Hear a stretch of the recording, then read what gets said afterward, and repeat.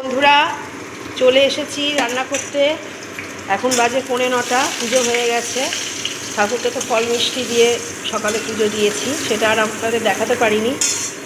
আলু ভাজা হয়ে গেছে, আচ্ছা বেগুন ভাজা চলছে, রুটি হবে, আটা মাখা আছে, ফুলকপির তরকারি হবে, আমান্য করা আছে, ছানা হবে, দুধের প্যাকেট আছে, আর অন্ন হবে।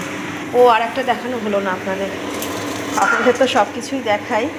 নাড়ু হবে, নারকেল করা আছে, দেখুন নারকেলের নাড়ু হবে।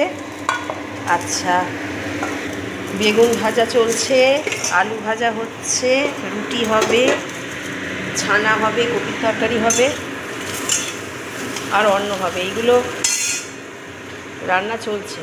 আমার সকাল হয় ভোর 4টের আগে, কারণ আমার জব থাকে, তারপর আমার অন্যান্য কাজ থাকে, তারপরে স্নান করে ঠাকুর ঘরে যাই। আমার মোটামুটি এই বেগুনে শীতকালে প্রচুর তেল লাগে, জানেন তো বন্ধুরা, এত তেল মানে আমার শীতকালে বেগুনে যাচ্ছে। পোড়াটা তো কোনো অসুবিধা নেই, কিন্তু ভাজায় প্রচুর তেল লাগে, বিশেষ করে এরকম গোল গোল ভাজা। এরকম গোল গোল ভাজাতে তেল এতটা নেই, তবুও আমি একটু নুন চিনি মাখিয়ে রাখি, কারণ নুন চিনি মাখালে একটু তেলটা কম যায়।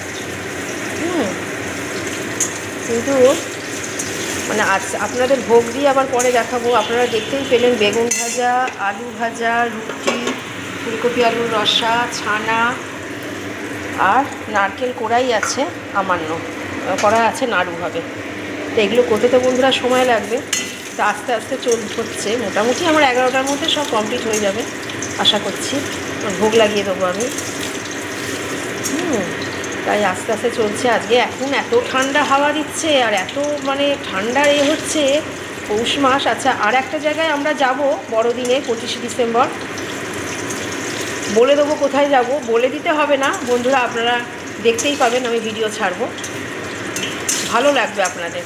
আপনারা সবাই একবার করে যান, বুঝেছেন। কলকাতায় যেটা ইস্কন মন্দির আমি বলেছিলাম, একবার করে যান বন্ধুরা। মায়াপুর তো যাওয়া হবে না অত দূরে, আমরা অবশ্য যাব, ঠিক আছে, হচ্ছে। এখন কবে যাব সেই ডেট এখনও ঠিক হয়নি, কিন্তু আমাদের কলকাতার ইস্কন যেটা আছে সেটা অন্তত যান, মানে গেলে আপনাদের সত্যিই মন ভরে যাবে। আবার আমি ভিডিও দিয়ে কিভাবে যেতে হয় বা কী করে করতে হয় আমি বলে দেবো। হ্যাঁ, সেদিনও তো বলে দিয়েছিলাম আপনাদের। মানে ওখানে গেলে মানে সত্যি মানে মন ভরে যাবে। আচ্ছা বন্ধুরা, এবার পরপর রান্না চলবে। এখন তাহলে আমি আসছি, পরে ভিডিও নিয়ে আবার আসবো। হরি বল, হরে কৃষ্ণ।